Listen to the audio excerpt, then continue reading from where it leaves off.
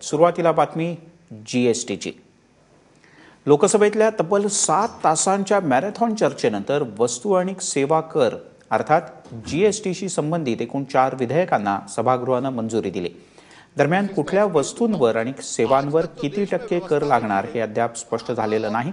मात्र असं असलं तरीही या 4 विधेयकांच्या मंजुरीनं केंद्र आणि राज्यांमधल्या अधिकारांची कक्षा आता निश्चित करण्यात आली। तसंच प्रत्येक राज्याला आपापल्या विधानसभेमध्ये राज्य वस्तू आणि सेवा कर अधिनियम हे विधेयक मंजूर करून घ्यावं लागणार आहे। त्याशिवाय भाजपच्या समोर जीएसटीसाठी राज्यसभेमध्ये मंजुरी मिळवण्याचं मोठं आव्हान असणार आहे। प्रशांत कदम आपले प्रतिनिधी आपल्यासोबत आहेत दिल्लीहून फोनवरून। प्रशांत, कशा पद्धतीने हे विधेयक पारित होणं, हा कायदा संमत होणं आता फायदेशीर ठरू शकेल देशाच्या दृष्टीने?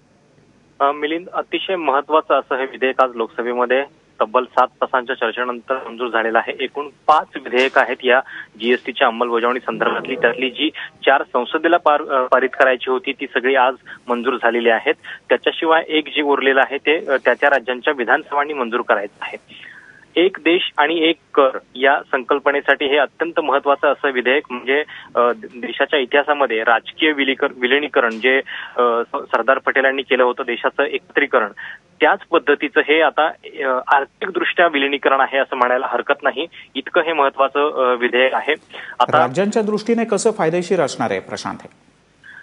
मिलिंद, ज्या राज्यामध्ये एका राज्यातून दुसऱ्या राज्यामध्ये जाताना वेगवेगळे कर भरावे लागतात किंवा एका राज्यात एका सेवेवरती वेगळा कर आणि दुसऱ्या राज्यामध्ये वेगळा, ही जी परिस्थिती होती ती आता या सगळ्या विधेयकामुळं दूर होणार आहे आणि संपूर्ण भारत जो आहे म्हणजे एक देश हा एका मार्केटच्या स्वरूपामध्ये उपलब्ध होणार आहे।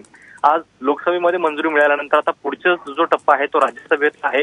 राज्यसभेमध्ये भाजपला तितकंसं बहुमत नाहीये, पण एक गोष्ट याच्यामध्ये लक्षात घ्यावी लागेल की जीएसटी संदर्भातली ही सगळी बिलं जी आहेत ती सरकारनं मनी बिल म्हणून सादर केलेली आहेत आणि त्याच्यामुळं राज्यसभेचा जो विशेषाधिकार आहे तो फारसा राहिलेला नाहीये आणि त्यामुळं जरी राज्यसभेमध्ये चर्चा झाली, काही आक्षेप जरी नोंदवले तरी सरकारच्या पुढे फारसा म्हणजे अवघड नसणार आहे। निश्चित। प्रशांत तुर्तास धन्यवाद या माहितीबद्दल आणि विश्लेषणाबद्दल।